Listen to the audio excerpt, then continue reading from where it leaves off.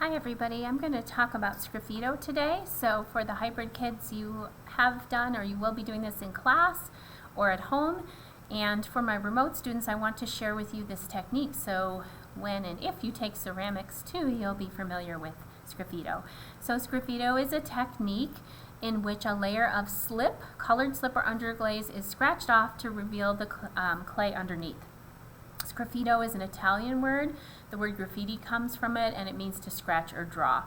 Some of the materials you can use that we have at school are needle tools, wire tools. At home you have craft sticks or popsicle sticks, wooden skewers, paper clips, ribbon sets, or other tools you can use at home. So some of the tools we use for Sgraffito at school are here.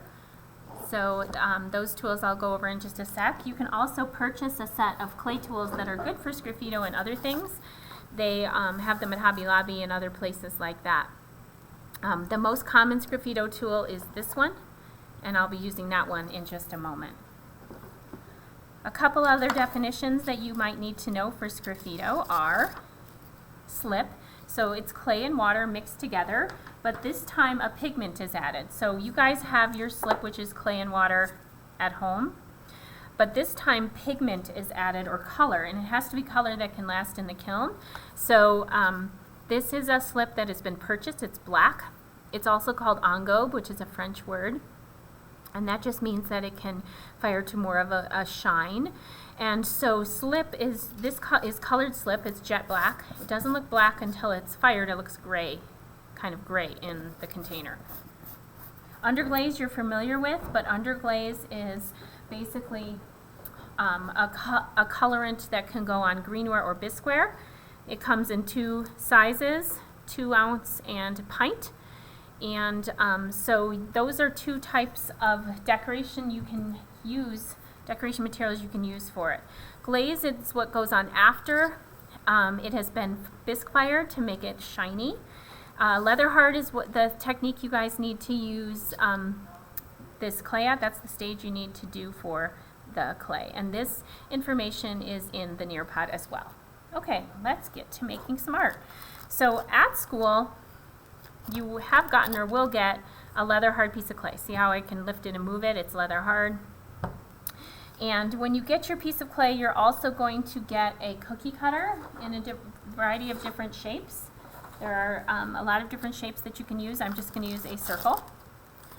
And you will cut this out. So I know you remote kids won't be doing this unless you choose to come in and pick up some supplies, which you're welcome to do. You can do it any time too if you're not able to do it this week or next week. Then you just remove the excess clay.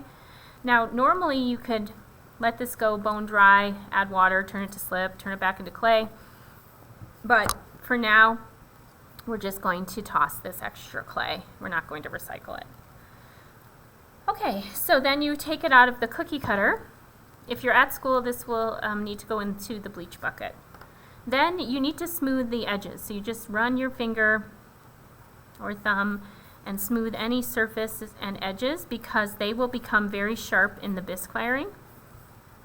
So you would run your edges, and then don't forget to do the bottom edges too. And then you can use your stick if you're at home or your needle tool at school to write your name and class shape on the back. I'm just going to do 8 hours class shape, which is the circle. And then I clear off the clay boogers. The back is either surface. Okay, now you're going to put the underglaze or slip onto the piece. So I'm going to be using underglaze. When you are using the underglaze, sometimes it's kind of thick or sometimes thin. So be careful when you open it, especially if it's a new jar. This will stain. It should be this consistency of kind of pudding here. And then you'll take your brush and you'll apply the first coat. So with underglaze, you usually have to do 2 coats. With slip, it's usually 1 coat. So you can see the brush marks. Now it's okay if underglaze goes on the side or the bottom because it won't melt and stick to the kiln shelf. So if you're in class, you can let this sit or you can put it by the fan. If you put it by the fan, you want to leave it by the fan for a short period of time, a few minutes, and check it, because otherwise it could get to bone dry and then you wouldn't be able to carve on it. So here's an apple shape that has dried, but it only has one coat, so it's not as effective. So it is dry, so it's ready for me to carve, but it is not the most effective layer for me to use. So instead, I am going to let that dry and apply another coat. So this is a little bit different color, but this one has completely dried to that leather hard stage. I did want to show you the difference between slip and underglaze. So this tile on the left is the colored slip, and then this one on the right is the underglaze. Now once they are glaze fired, they will be completely black. They just look different in the jar.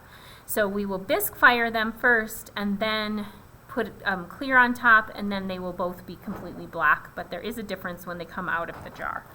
Okay, once your piece is leather hard, you can draw any school appropriate design on your piece. Try to avoid symbols like Nike and things like that. When you're using the stick, you can use the point of the stick. Always clean away the little clay boogers or they'll be sharp and stick to the piece. Or you can hold it on its side and cut out bigger areas. The stick is okay. It's not the best tool you'll ever use, but it's okay. The better tool is, if you're at school or you have access to your own supplies, is the Sgraffito tool that has a little loop on each end, and that works so much better.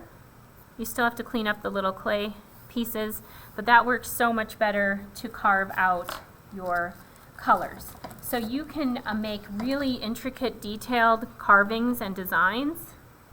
This one has an ombre effect. It has 2 underglazes. Or you can keep it very simple and do something like this. After it's bisque fired, then we put 3 coats of clear on it, and it gives it some shine, and then you have a tile or coaster that you guys will use for Sgraffito.